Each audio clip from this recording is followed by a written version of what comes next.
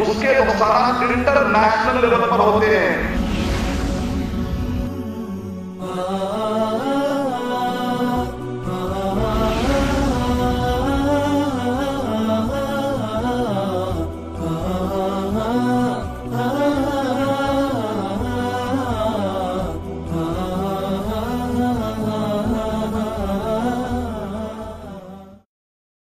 السلام علیکم ورحمۃ اللہ وبرکاتہ. اب میں آپ تمام کے سامنے شیخ ارشد بشیر مدنی حفیظہ اللہ کا مختصر سا تعارف رکھنا چاہتا ہوں.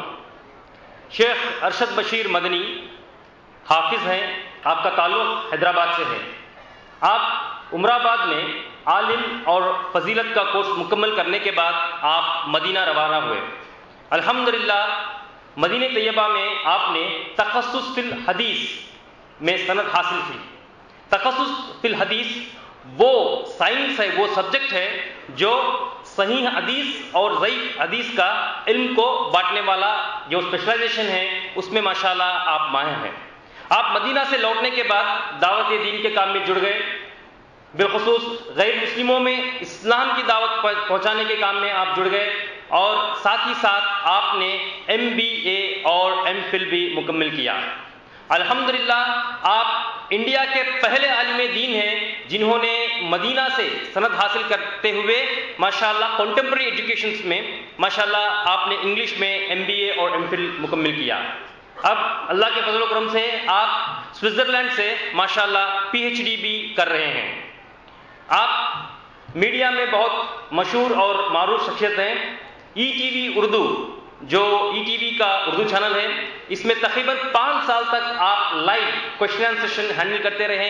اور زی سلام جو زی ٹیلی فلم نیٹ ورکس کا اردو چینل ہے، اس پہ آپ نے ابھی تک ماشاءاللہ 400 ایپیسوڈز مکمل کر لیے ہیں. اور کئی نیشنل اور انٹرنیشنل چینلز پہ آپ کے انٹرویوز آئے ہیں جو ایک لمبی فہرست ہے. الحمدللہ اللہ سبحانہ تعالیٰ نے آپ کو یہاں ممبئی میں ایک ایسا انوکھا موقع دیا جہاں پر آپ نے ATS اینٹی ٹیررزم اسکواڈ کے جبکہ جو ڈائریکٹر تھے ہیمنت کرکرے صاحب، جب وہ زندہ تھے ماشاءاللہ آپ نے ان کے ڈپارٹمنٹ کے لیے شیخ کا کانسیپٹ آف پیس ان اسلام اس عنوان پر ماشاءاللہ بیان رکھایا. الحمدللہ آپ ایک international soft where consultancy company کے ڈائریکٹر بھی ہیں، اور آپ ماشاءاللہ آپ کی کمپنی UAE میں ہے. اور الحمدللہ آپ کئی لیکچرز اور کورسز کراتے ہیں، بالخصوص امت میں صحیح علم پہنچانے کے اوپر ماشاءاللہ آپ کافی محنت کرتے ہیں. اور آپ ایک عظیم پروجیکٹ پہ لگے ہوئے ہیں جس کا نام AskIslampedia.com ہے. آپ AskIslampedia.com کے فاؤنڈر اور ڈائریکٹر ہیں. AskIslampedia.com انٹرنیٹ پہ Islamic encyclopedia in 50 languages of the world, 50 زبانوں میں انٹرنیٹ پہ اسلامک انسائکلوپیڈیا ہے جو ماشاءاللہ شیخ ابھی اس کے اوپر کام کر رہے ہیں. ایک بہت بڑی پروفیشنل ٹیم آپ کے ساتھ اس پہ کام کر رہی ہے. انشاءاللہ دنیا کے 40,000 علماء کرام اور پروفیشنلز کا نیٹ ورک بنانے کے ایک عظیم کام میں شیخ جڑے ہوئے ہیں. اب میں گزارش کرتا ہوں کہ شیخ ارشد بشیر مدنی سے کہ وہ آئے اور اپنا عنوان اسلام میں حلال کمائی کی اہمیت اس پر اپنا بیان رکھیں. السلام علیکم ورحمۃ اللہ وبرکاتہ. الحمد للہ رب العالمین والصلاة والسلام علی رسولہ کریم وعلی آلہ واصحابہ اجمعین، اما بعد فاعوذ باللہ من الشیطان الرجیم، بسم اللہ الرحمن الرحیم. यमहक़ु अल्लाहु अर्रिबा व युर्बि अस्सदक़ात वल्लाहु ला युहिब्बु कुल्ल कफ़्फ़ारिन असीम। बिस्मिल्लाहिर रहमानिर रहीम। रब्बि इश्रह ली सदरी व यस्सिर ली अमरी वहलुल उक़दतम मिन लिसानी यफ़क़हु क़ौली। मैं सबसे पहले अल्लाह सुब्हानहु व तआला का शुक्र बजा लाता हूँ। बेपाया दरूदो सलामती हो मोहम्मद मुस्तफ़ा सल्लल्लाहु अलैहि वसल्लम पर। जिस टॉपिक पर मैं आपके सामने गुफ्तगू करने जा रहा हूं, जो आपने देखा है कि इसके अंदर एक वर्ड है जो मेरा बहुत ही फेवरेट वर्ड है, इंटरेस्ट फ्री वर्ल्ड। इसी पर मेरा बयान है कि interest free world need of the our in the light of Islam and modern statistic. यानी आज का मेरा उन्वान है कि सूद से पाक दुनिया आज की एक अहम जरूरत है। मुस्लिम को भी इसकी जरूरत है, गैर मुस्लिम हजरात को भी इसकी जरूरत है। और किसकी रोशनी में बात करने वाला हूं आपके सामने इंशाअल्लाह, इस्लाम और जदीद जमाने की शुमारियात की रोशनी में मैं आपके सामने बात करने के लिए यहां पर ठहरा हुआ। और जब मैं ईटीवी उर्दू पर जब मैं 5 साल मैंने कई सवालात अल्लाह ताला ने मुझे हैंडल करने का मुझे मौका दिया, तो उस वक्त पर एक सवाल मुझे बहुत ज्यादा आता था। वो ये है कि इस्लाम औरतों को आगे बढ़ने की इजाजत नहीं देता, इस्लाम औरतों को खवातीन को बुर्क़े में रख देता है, बिहाइंड द वेल इस्लाम क्या करता है, डिग्रेडेशन, इस्लाम डिस्क्रिमिनेशन करता है, खवातीन को आगे बढ़ने नहीं देता। तो ऐसे वक्त पर मैं उस वक्त पर जवाब दिया करता था कि तारीख में हजरत खदीजा रज़ी अल्लाह ताला अन्हा का हमें जिक्र मिलता है कि वो एक बेहतरीन तिजारत करने वाली खातून थी और दुनिया में वो तिजारत करते करते आखिरत से गाफिल भी नहीं थी। जैसा कि अहादीस शरीफ में आता है कि जिब्राइल अलैहिस्सलातु वस्सलाम नबी अकरम सल्लल्लाहु अलैहि वसल्लम के पास आकर कहते हैं कि ए नबी सल्लल्लाहु अलैहि वसल्लम, आप अपने बीवी मोहतरमा खदीजा रज़ी अल्लाह ताला अन्हा से कहिए कि अल्लाह ताला अर्श से आपके बीवी को अल्लाह सुब्हानहु व ताला सलाम सुनाते हैं। और उन्हें खदीजा रज़ी अल्लाह ताला अन्हा को लकड़ी का घर बड़ा पसंद था, लकड़ी का घर। तो कहते हैं ऐ नबी सल्लल्लाहु अलैहि वसल्लम, अल्लाह सुब्हानहु व ताला ने लकड़ी का एक खास महल हजरत खदीजा रज़ी अल्लाह ताला अन्हा के लिए बंदोबस्त कर दिया है जन्नत में। सही हदीस, ऑथेंटिक, शेख अलबानी रहमतुल्लाह अलैह ने इसको ऑथेंटिक बताया। इस हदीस शरीफ को मैं अक्सर सुनाया करता था ईटीवी उर्दू में कि नबी सल्लल्लाहु अलैहि वसल्लम के जमाने में हजरत खदीजा रज़ी अल्लाह ताला अन्हा एक बिजनेस वुमेन, एक तिजारत करने के लिए खातून का नाम हम लेते थे, तो लोग हमसे ये कहते थे कि भाई आप कदीम जमाने की मिसालें क्यों बताते हैं, आज के जमाने की मिसाल क्यों नहीं देते। तो अल्हम्दुलिल्लाह आज मैं बड़े इत्मीनान के साथ शेखा मोहतरमा नुहैरा आलिमा का मैं नाम ले सकता हूं इंशाअल्लाह। अल्लाह ताला आपकी मेहनतों को कबूल फरमाए। आप एक मुसलमानों के लिए आप एक फख्र का दरिया भी हैं, आप एक इस्लाम के लिए, इस्लामी खवातीन के लिए एक बेहतरीन मिसाल भी हैं, और हम मुसलमानों के लिए खुशी का दरिया भी है। अल्लाह ताला इस सारे काम की अल्लाह ताला गैब से मदद फरमाए, खैर खूबी से अल्लाह सुब्हानहु व ताला इसका बोलबाला फरमाए। जो टॉपिक है, इस टॉपिक की शुरुआत में मैंने जो आयत पढ़ी है सूरह बकरा सूरह नंबर 2 के आयत नंबर 276 में अल्लाह सुब्हानहु व ताला इरशाद फरमा रहे हैं, यमहक़ुल्लाहु अर्रिबा व युर्बिस सदक़ात, कि अल्लाह सुब्हानहु व ताला सूद को मार कर रहेंगे, नुकसान पहुंचा कर रहेंगे, व युर्बिस सदक़ात, और अल्लाह सुब्हानहु व ताला चैरिटी वाले निजाम को, अल्लाह सुब्हानहु व ताला चैरिटी वाले सिस्टम को बढ़ा कर रहेंगे। वल्लाहु ला युहिब्बु कुल्ल कफ़्फ़ारिन असीम, और अल्लाह सुब्हानहु व ताला अर्श से अल्लाह सुब्हानहु व ताला सबके बिजनेस को देख रहे हैं, चाहे मुझसे छुपा लीजिए आप किसी और से छुपा लीजिए। अल्लाह सुब्हानहु व ताला अर्श से सारे के बिजनेस और एक्टिविटीज को देख रहे हैं, और अल्लाह सुब्हानहु व ताला हर दिन ना जाने कितनी ही लोगों को अपने मबगूज बंदों की फहरिस्त में डाल देते हैं, नापसंदीदा बंदे, और ना जाने कितने ही लोगों को अपने महबूब बंदों की फहरिस्त में डाल देते हैं। अल्लाह ताला कह रहे हैं वल्लाहु ला युहिब्बु कुल्ल कफ़्फ़ारिन असीम, اور اللہ تعالیٰ ناشکرے کو پسند نہیں کرتے.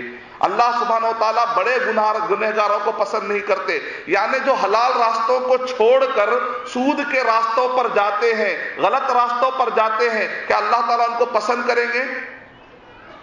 اب ہمارے ہاتھ میں فیصلہ ہے کہ عرش سے اللہ سبحانہ و تعالیٰ اگر مجھ پر نظر ڈال دے اور میں گناہوں کی زندگی میں رہوں, حرام کمائی کی زندگی میں رہوں, تو کیا اللہ میرے اس وجود کو پسند کریں گے؟ نہیں کریں گے.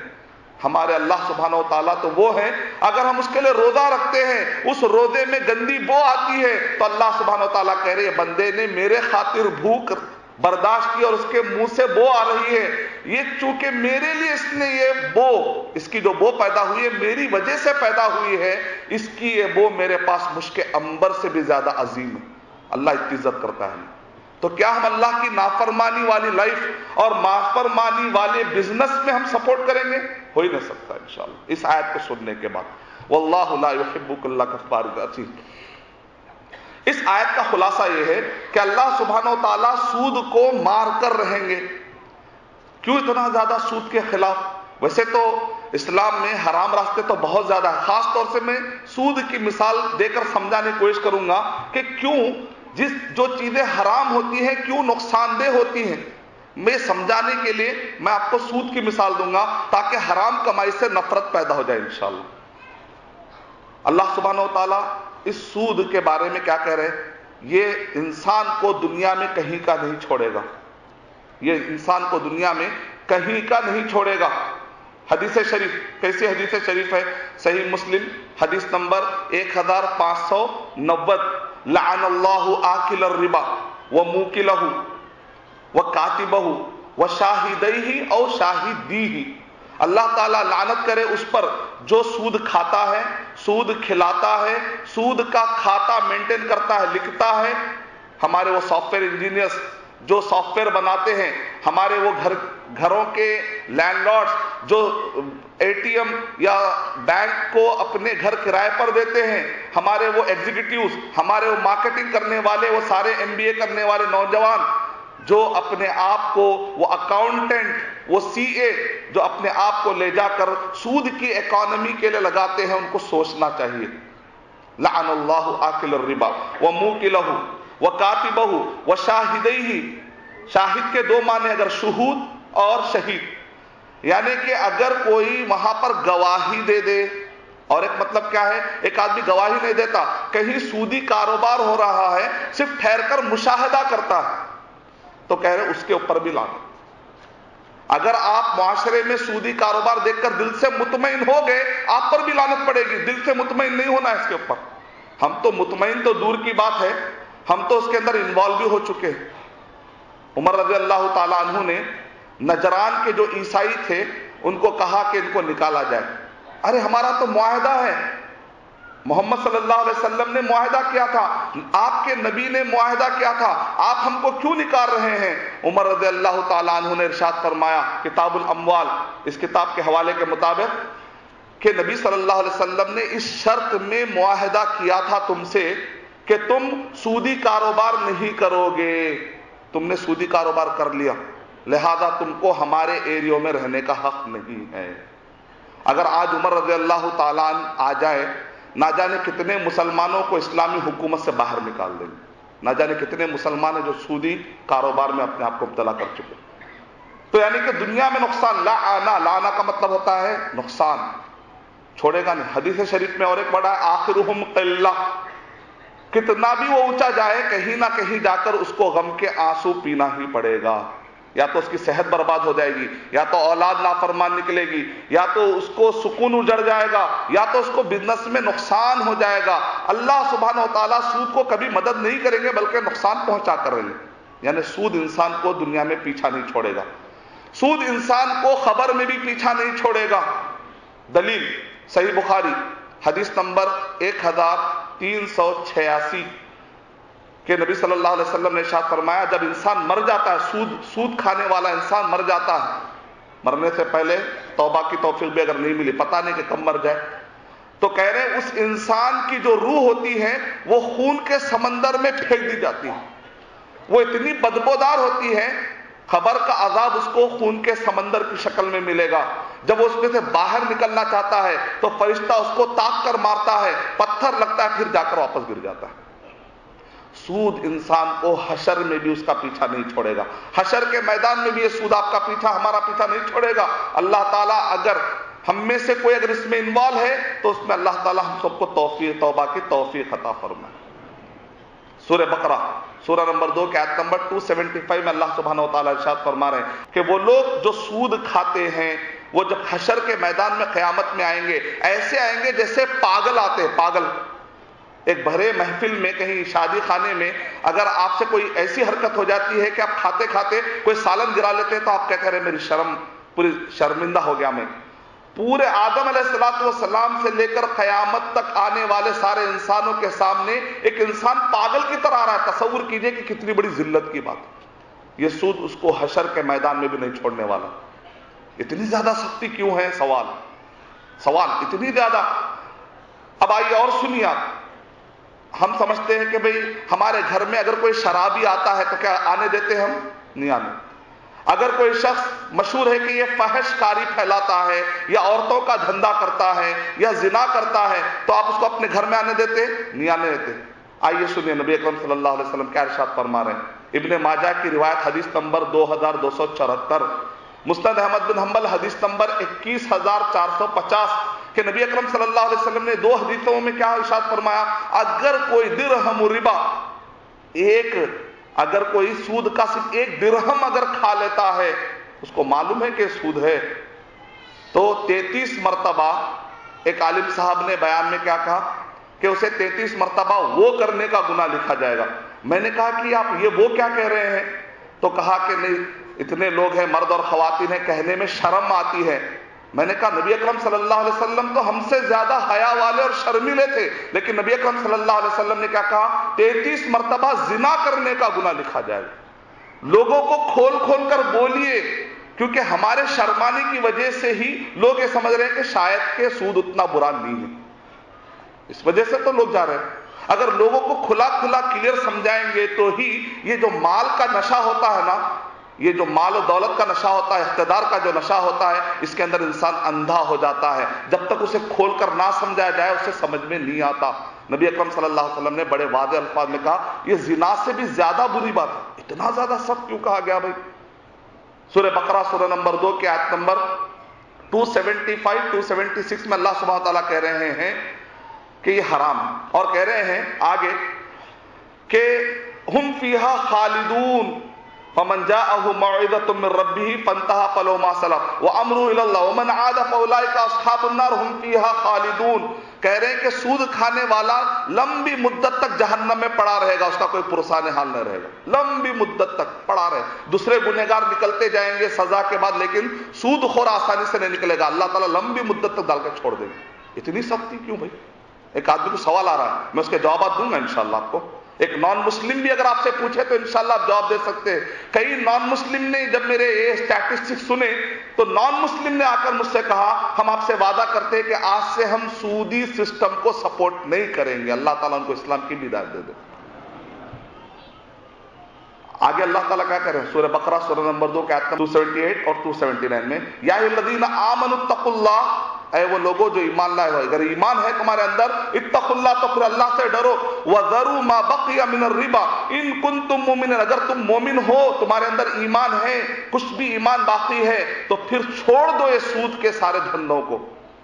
فإن لم تفعلوا, اور تم اگر ایسا نہیں کرو گے, فأذنوا بحرب من اللہ ورسولہ, پھر اللہ اور اس کے رسول سے جنگ کرنے کے لیے تیار ہو جاؤ. فأذنوا بحرب من اللہ ورسولہ. اب سوال آتا ہے کہ اتنا زیادہ سود کے بارے میں مذمت برائی کیوں بیان کی جا رہی ہے؟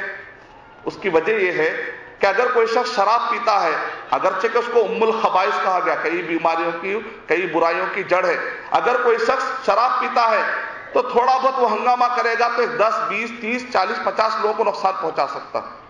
اگر کوئی شخص زنا کرتا ہے 1-2-3 لوگوں کی نسل خراب کر سکتا ہے, ایڈس میں جا سکتا ہے. لیکن اگر کوئی انڈیا میں بیٹھ کر سود کھاتا ہے اور افریقہ کے اگر 20,000 بچے سالانہ, ہزاروں کی تعداد میں بچے مال نیوٹریشن, صحیح غذا اور صحیح دوا نہیں ملنے کی وجہ سے افریقہ کے بچے اگر مر جاتے ہیں ہزاروں اور لاکھوں کی تعداد میں، تو یہ سود کھانے والے کی وجہ سے ہے، یہ سود کھانے کی وجہ۔ آج دنیا میں 155 کنٹریز کو تھرڈ ورلڈ کنٹری کہتے ہیں، 260 سے زیادہ کنٹریز کی فہرست ہے فی الوقت پوری دنیا میں، اس میں سے 155 کنٹریز کو کیا کہتے ہیں؟ Third world country. Jawahar Lal Nehru جی نے یہ ٹرم قائم کیا تھا، تھرڈ ورلڈ کنٹری کا ٹرم جواہر لال نہرو جی نے قائم کیا تھا۔ تھرڈ ورلڈ کنٹری کا مطلب یہ ہے کہ سود کی وجہ سے جو ترقی نہیں کر سکتے، یعنی کہ سود آپ یہاں کھاتے ہیں، اس کے نقصانات انٹرنیشنل لیول پر ہوتے ہیں، نیشنل لیول پر بھی ہوتے ہیں۔ 2007، 2008، 2009 آپ جانتے ہیں، صرف آندھرا کی بات کر رہا ہوں میں، ہر آدھے گھنٹے میں ایک کسان خودکشی کر لیتا تھا۔ پوچھا گیا بھی یہ لوگ خودکشی کیوں کر رہے ہیں؟ کہہ رہے ہیں کہ سودی قرضے اتنے زیادہ ہو گئے کہ وہ ادا نہیں کر سکے، تو آخری میں انہوں نے خودکشی کر لی۔ نیشنل لیول پر، ڈومیسٹک لیول پر، گاؤں کے لیول پر ہم پہلے سنتے تھے کہ مجبور خواتین، بیوہ خواتین سود ادا نہ کرنے کی وجہ سے، قرضہ ادا نہ کرنے کی وجہ سے اپنی عزت لٹاتی تھی، ہم پہلے سنا کرتے تھے۔ لیکن آج کل اخباروں میں ہمیں بالکل تحقیق کے ساتھ سامنے بات آ رہی ہے، کہہ رہے ہیں اگر آپ بٹو لگا لیں گے نا تو آپ کا قرضہ معاف، اگر آپ کراس ڈال لیں گے تو آپ کا قرضہ معاف، اگر آپ کہیں گے کہ آج سے میں کرسچن ہوں تو آپ کا قرضہ معاف۔ یعنی پہلے مسلمان عورتیں اپنی عزت لٹایا کرتی تھی، لیکن نعوذ باللہ آج کل مسلمان خواتین، غریب خواتین، یہ سود کی وجہ سے، سود کی لعنت کی وجہ سے آج وہ اپنا ایمان گنوا رہی ہیں۔ پھر بھی ہمارے اندر جذبہ پیدا نہیں ہوتا، پھر بھی ہمارا ایمان ہم کو سوچنے پر مجبور نہیں کرتا، کہتے کہ یار شیخ اپنا اپنا دیکھ، ہم اپنے اپنے من میں بزی ہیں، اللہ حفاظ فرمائے ہماری سوچ پر۔ میں آپ کو 3 نقصانات بتاتا ہوں تاکہ آپ کسی بھی غیر مسلم کو گفتگو میں سمجھائیں تو انشاءاللہ آپ کو مدد ملے گی۔ پہلا نقصان سود کا اسٹیٹسٹک کی روشنی میں آپ کو بتاؤں گا، میں شماریات کی روشنی میں، تاکہ یہ حدیثیں سمجھنے میں بھی آپ کو مدد مل جائے کہ اللہ تعالیٰ کہہ رہے ہیں کہ میں سود کی اکانومی کو مار کر رہوں گا۔ نمبر 1، آج دنیا میں جتنا بھی ریسیشن آیا ہوا ہے، معاشی بحران، مندی، معاشی بحران پوری دنیا کے اندر ہے، اس کے 5 تھیوری بتائے گئے، ریزن، لیکن سب میں زیادہ اسٹرانگ تھیوری یہ ہے کہ سود کی وجہ سے ہے، سود کی وجہ سے۔ آپ کو معلوم ہے معاشی بحران میں کیا ہوا، 2008، 2009 میں پیک پر تھا یہ نقصان۔ اس وقت پر silicon.com کے مطابق، اور بلومبرگ آپ پڑھیے پورا، silicon.com کے مطابق ہر 1 سیکنڈ میں لوگوں کی جاب جاتے رہے، 1 سیکنڈ میں 1 جاب جانے، اتنے جاب چلے گئے 1 سال کے اندر۔ بڑے بڑے گھرانے کے لوگ، بڑی بڑی کمائی کرنے والے آن کے آن مسکراتے چہرے غم میں تبدیل ہو گئے۔ کئی فیملیز جو اپنے آپ کو شریف، الحمدللہ ان کا معاشرے میں ایک بہت بڑا مقام تھا، اچانک نقصان اتنا آیا معاشی بحران کا کہ وہ سودی قرضے ادا نہیں کر سکے۔ UAE کی جیلوں میں آج تک بھی سڑ رہے ہیں، انڈیا کی جیلوں میں سڑ رہے، شریف گھرانوں کی بات کر رہا ہوں جن کو کوئی جیل نہیں لے جا سکتا تھا، لیکن چیک اتنے زیادہ باؤنس ہوئے، اتنے زیادہ سودی قرضے آؤٹ آف کنٹرول ہو گئے کہ آخری میں بڑے بڑے لوگوں کو جیل کی سلاخوں کے پیچھے جانا پڑا۔ کسی نے سوسائڈ کر لیا، کوئی ڈپریشن میں چلا گیا، اور کوئی شیزوفرینیا کا مریض بن گیا۔ کارڈیالوجسٹ سے جا کر پوچھئے کہ 2008 سے لے کر اب تک کتنے زیادہ کارڈیاک یعنی کہ پیشنٹ زیادہ بڑھ چکے ہیں۔ سائیکیٹرسٹ سے جا کر پوچھئے 2008 سے لے کر آج تک کتنے زیادہ مریض آگے بڑھ چکے ہیں، کتنے ڈیورس ہو چکے ہیں، کتنے فیملی ٹوٹ چکے ہیں۔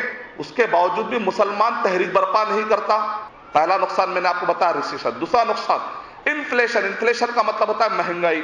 تیسرا نقصان بڑا اہم ہے، کسی بھی پڑھے لکھے غیر مسلم کو سمجھانے کے لیے بڑی آسانی کا سمجھے گا۔ اور بمبئی کے اندر لاسٹ ایئر میں نے جب بیان دیا تو یہاں کے ٹیکنالوجی یونیورسٹی کے جو پرنسپل ہیں انہوں نے کہا کہ ابھی تک میں مسلمانوں کو سمجھتا تھا کہ وہ سود کو خواہ کے بیان کر رہے ہیں، بیوقوف لوگ ہیں، لیکن میں اسٹیٹسٹکس سن کر اب کہہ سکتا ہوں کہ اسلام میں سود جو حرام کیا گیا نا، اس کی بہت بڑی لاجک ہے، زبردست کی ریزننگ۔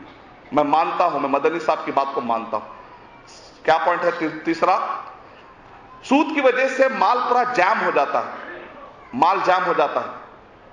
آپ 2008 میں بار بار اس لیے کہہ رہا ہوں، ویسے تو میں کوئی اسٹیٹسٹک لایا ہوں 2009، 2010، 2011 اور 12 تک کی پوری میں اسٹیٹسٹک لایا ہوں۔ 2008 کی میں کیوں کہہ رہا ہوں؟ کیونکہ یہ سلسلہ جاری ہے ابھی بھی۔ اس وقت پر چونکہ ریسیشن پیک پر تھا، نقصان پیک پر تھا، اس وقت پر مال کیسے جام ہو گیا؟ دیکھیں آپ، CIA پوری دنیا اس کو مانتی ہے، مسلم اور غیر مسلم سب مانتے ہیں۔ CIA فیکٹ بک کے مطابق 2008 میں جو کرنسی تھی، فیک کرنسی کی بات نہیں کر رہا ہوں میں، اپروو کرنسی کی بات کر رہا ہوں میں، 65.61 ٹریلین روپیز نے ڈالر، 65.61 ٹریلین ڈالر تھی اس وقت کی اپروو کرنسی۔ آپ تعجب کریں گے، اس میں کا جو 2/3 پیسہ ہے، 2/3 پیسہ کتنے لوگوں کے ہاتھ میں تھا؟ پوری دنیا کی آبادی 7 بلین ہے، 2/3 پیسہ کتنے لوگوں کے ہاتھ میں ہے؟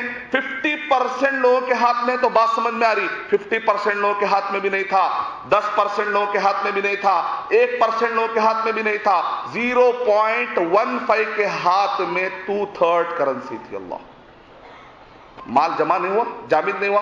کسی بھی اکانومی کے نقصان کے لیے کافی ہے کہ مال جام ہو جائے چند لوگوں کے ہاتھ میں، باقی کے 99.85 لوگ 1/3 پر اپنی لائف گزار رہے تھے۔ اور آج بھی یہی ہے اسٹیٹسٹک۔ 2012 تک میں نے پورا کیلکولیشن کیا ہے، یہ پورا ہفتہ بیٹھ کر صرف آپ کے لیے، تاکہ آپ یہ نہ بولے 2008 کی بات ہے، نہیں، آج بھی یہی چل رہا ہے۔ پوری اسٹیٹسٹک میرے پاس ہے، آپ خود CIA فیکٹ بک پہ جا کر بلینر اور ملینر کی فہرست نکالیے، آپ کو سمجھ میں آ جائے گا۔ کوئی لمبی لاجک نہیں ہے، کوئی بڑی لاجک نہیں ہے۔ بلینرز اور ملینرز ٹریلینرز کو الگ کر دیجیے، آپ کو سمجھ میں آ جائے گا دنیا میں کتنے کیا ہو رہا، مال جمع ہو گیا۔ اللہ تعالیٰ قرآن مجید میں ارشاد فرما رہے ہیں، سورہ حشر سورہ نمبر 59 کے آیت نمبر 4، 5 اور 6 میں، کہ لا یکون دولۃ بین الاغنیاء منکم، ایسا سسٹم مت بناؤ کہ مال صرف چند لوگوں کے ہاتھ میں رہ جائے اور باقی کے لوگ تکتے رہیں، ایسا سسٹم مت بناؤ۔ سود کا ایک اور ایک نقصان یہ ہوتا ہے کہ امیر امیر ہوتا چلا جاتا ہے اور غریب غریب ہوتا چلا جاتا ہے۔ مثال کے طور پر 2008 کی بات کریں گے، RBI reserve bank of India, India نے کتنا قرضہ لیا، میں پورے ہر سال کتنے انڈیا نے قرضہ لیا پورا اس کے اندر موجود ہے، آپ خود بھی جا کر ریزرو بینک آپ دیکھ سکتے ہیں۔ ریزرو بینک آف انڈیا 2008 کی اسٹیٹسٹک کے مطابق یہ ہے کہ انڈیا نے فارن سورسز سے 201.4 بلین ڈالر کا ہندوستان نے قرضہ لیا تھا، اس پر انڈیا کو 16 بلین ڈالر سود دینا تھا۔ ہم اپنے کنٹری کو چاہنے والے ہیں نا، اسی لیے ہم ایسے گروپ کو سپورٹ کرتے ہیں، کیونکہ ہم مسلمان سچے وفادار ہیں اس ملک کے، اس ملک کو ہم سود میں تباہ ہوتا دیکھنا نہیں پسند کرتے۔ اس وجہ سے ہم کہتے ہیں کہ اسلامک بینکنگ، اسلامی اعتبار سے ایسے اداروں کو سپورٹ کیا جائے، یہ انڈیا کے لیے بھی بہتر ہے، مسلم کے لیے بھی بہتر ہے، غیر مسلم کے لیے بہتر ہے، پوری دنیا کے لیے اللہ سبحانہ و تعالیٰ کے عذاب سے بچانے کے لیے بھی بہتر بات ہے، دنیاوی اعتبار سے اور دینی اعتبار سے، خبر کے اعتبار سے، آخرت کے اعتبار سے، ہر اعتبار سے ایسی تحریک کو مضبوط کرنا یہ ہماری ذمہ داری ہے۔ اللہ تعالی ہماری مدد فرمائے۔ اب آئیے ذرا اس کا دوسرا نقطہ بتا کر میں اپنی بات ختم کرتا ہوں 2-3 منٹ میں، وہ یہ ہے کہ سود کی وجہ سے نقصان ہوتا ہے۔ اللہ تعالیٰ کیا ارشاد فرما رہے ہیں، یمحق اللہ الربا ویربی الصدقات، کہ اللہ سبحانہ و تعالیٰ سود کو مار کر رہیں گے، سود سے نقصان پہنچا کر رہیں گے۔ آپ دیکھ لیں کہ دنیا میں کتنا نقصان ہو رہا ہے، آپ کو اندازہ ہو گیا۔ وَيُرْبِ الصَّدَقَاتِ، اور اللہ سبحانہ و تعالیٰ چیریٹی والے نظام کو بڑھا کر رہیں گے۔ اب آپ دیکھیے، اگر حلال بزنس رہے گا، حلال بزنس کی بنیاد پر اللہ کے خاطر اگر آپ خیرات کرنا شروع کر دیں گے تو کیا ہوتا ہے، دیکھیے آپ میریکل، دیکھیے آپ اسلامک اکانومی سسٹم کا میریکل دیکھیے آپ۔ لوگ کہتے ہیں آج کے دور میں اسلام نہیں چلتا۔ عمر بن عبدالعزیز رحمۃ اللہ علیہ نے 3 بر اعظموں پر بغیر سود کے 3 بر اعظموں کو خلافت کے ذریعے سے چلا کر بتایا۔ ہم کہتے ہیں کہ دنیا نہیں چلتی، انہوں نے تو 3 بر اعظم چلا دیے۔ یہ ہماری کمی ہے، یہ ہمارے کم ایمانی کی وجہ سے، جب اسلام کو، ان غلاموں کا یہ کہنا ہے کہ ناقص ہے کتاب، ان غلاموں کا یہ کہنا ہے کہ ناقص ہے کتاب، کہ سکھاتی نہیں ان کو غلامی کے اصول۔ اس وجہ سے تم قرآن کو ناقص کہہ رہے ہو، اپنے آپ کو ناقص کہنے کی ضرورت ہے۔ وہ 313 تھے تو لرزتا تھا زمانہ، وہ 313 تھے تو لرزتا تھا زمانہ، آج ہم کروڑوں ہیں غلامی کے حوالے۔ وجہ کیا ہے؟ ہماری کم علمی اور کم ذہنیت اور کم ایمان اور کم سوچ کا نتیجہ ہے، ورنہ اسلام میں کوئی کمی نہیں۔ مسلمان کمزور ہو سکتا ہے، مسلمان کا زوال ہو سکتا ہے، لیکن اسلام کا کبھی زوال نہیں ہو سکتا۔ اسلام ہر دور میں سلوشن دینے کے قابل ہے، الحمدللہ۔ اللہ تعالی ہم کو پکا مسلمان بنائے تاکہ ہم اسلام سے خود بھی فائدہ اٹھائیں، لوگوں کو بھی فائدہ پہنچائیں۔ اس چیریٹی کے نظام میں کیا اسٹیٹسٹک ہے، دیکھیں اسلام میں جو زکوٰۃ کا سسٹم ہے، اگر آسمان سے بارش ہو، کھیتی ہو، تو کہتے ہیں 10واں % دینا چاہیے، اور اگر اگر نل کے ذریعے سے، پائپ کے ذریعے سے آپ پانی کا بندوبست کرتے ہیں تو 5% دینا چاہیے. اگر وہ سونے اور چاندی کا نصاب ہو جاتا ہے، سال گزر جاتا ہے، تو کہا جاتا ہے کہ آپ کو 2.5% دینا پڑے گا. دیکھیں اس کا میریکل دیکھیں آپ. اگر یہ دنیا کے جو 0.15 لوگ جو دنیا میں ہیں، جن کے پاس 2/3 پیسہ رکھا ہوا ہے، اگر یہ لوگ اپنے مال میں کا 10% صدقہ نکال دے، زکوٰۃ نکال دے، 10% چیریٹی کر دے اگر یہ، تو دنیا کے 155 کنٹریز کے سود قرضے سب ادا ہو جائیں گے. میریکل. اگر یہ اپنے مال میں کا 5% نکال دیں گے تو 133 کنٹریز کے سود قرضے سب ادا ہو جائیں گے. اگر یہ اپنے مال میں کا 2.5% نکال دیں گے تو بلو پاورٹی لائن. بلو پاورٹی لائن کس کو کہتے ہیں؟ سونے سے پہلے کچھ نہ کچھ کھانے کے لیے مل جاتا ہے، لیکن دنیا میں ایسے کئی فیملی سے لاکھوں کی تعداد میں جو بھوکے سو جاتے ہیں، ان کو کھانے کے لیے کچھ نہیں ہوتا ہے. ان کو کہتے ہیں بلو پاورٹی لائن. پاورٹی لائن سے بھی بالکل بلو ہے. اگر 2.5% اگر یہ لوگ، یہ جو بلینرز اور ملینرز اپنے مال میں کا صرف 2.5% نکال دے تو سال بھر کے لیے بلو پاورٹی لائن ابو پاورٹی لائن ہو جائے گی. ایک آیت کی میں نے تشریح کی ہے. میں نے تو صرف ایک آیت کی تشریح کی. اگر میں 6666 آیتوں کی تشریح کرتا رہوں گا تو اسلام کی حقانیت پر صرف ہم کہیں گے سبحان اللہ سبحان اللہ، لیکن جب تک ہم اس کو تطبیق نہیں دیں گے، جب تک ہم اس کو اپلائی نہیں کریں گے. ایک آدمی اگر دودھ میں شکر ڈالتا ہے پھر پیے گا تو اس کو میٹھا نظر نہیں آئے گا. اس کو کیا کرنا پڑتا ہے؟ اچھا ہلانا پڑتا ہے، تب جا کے شکر کیا کرتی ہے؟ دودھ میں گھلتی ہے. صرف مسلمان بول لینے سے کافی نہیں ہوتا، اس اسلام کو اپنے زندگیوں میں اپلائی کرنا پڑے گا. اس شکل میں محنت کرنا پڑے گا، اور یہ محنت کرنے کے لیے ٹینشن آئے گا، یہ محنت کرنے کے لیے آپ کو 10 جگہ سے تانے آئیں گے، یہ محنت کرنے کے بعد آپ کو اچھا کرنے کے بعد لوگ اچھا بولنا آپ کے لیے شاید مشکل، لوگ اچھا آپ نہیں سن پائیں گے. ہو سکتا تانے سنیں گے، ہو سکتا حسد سنیں گے. تو گھبرانا نہیں ہے. یہاں پر آپ کو پاور آف اخلاص بچائے گا. پاور آف اخلاص کیا ہے؟ آپ کس کے لیے کریں؟ اللہ کے لیے. پبلک کیا بولتی؟ چھوڑ دیجئے. پاور آف اخلاص. اگر پاور آف اخلاص پیدا ہو جائے گا تو کبھی ڈپریشن نہیں آئے گا انشاءاللہ. میں اللہ تعالیٰ سے دعا کرتا ہوں کہ اللہ سبحانہ و تعالیٰ ہمیں پاور آف اخلاص عطا فرمائے، پاور آف تقوی عطا فرمائے، پاور آف توکل عطا فرمائے، اور اللہ سبحانہ و تعالیٰ ہمیں تطبیقی طور پر پریکٹیکلی اسلام کو ایسا نافذ کرنے والا بنائے کہ جس کی وجہ سے مسلم اور مسلم بلکہ غیر مسلم بھی اس سے فائدہ اٹھائے. آمین وآخر دعوانا الحمدللہ. جزاک اللہ خیر. یہ تھے شیخ ارشد بشیر مدنی، جو ماشاءاللہ ملیشیا جا کر اسلامک بینکنگ پر آپ نے ریسرچ بھی کیا ہے الحمدللہ، اور سودی نظام کو کس طریقے سے مٹایا جا سکتا ہے اس کے اوپر بھی ماشاءاللہ آپ نے بہت سارا ریسرچ کیا ہوا ہے الحمدللہ. اور اس ٹاپک کے اوپر آپ کے ماشاءاللہ مختلف بیانات بھی موجود ہے یوٹیوب پہ الحمدللہ.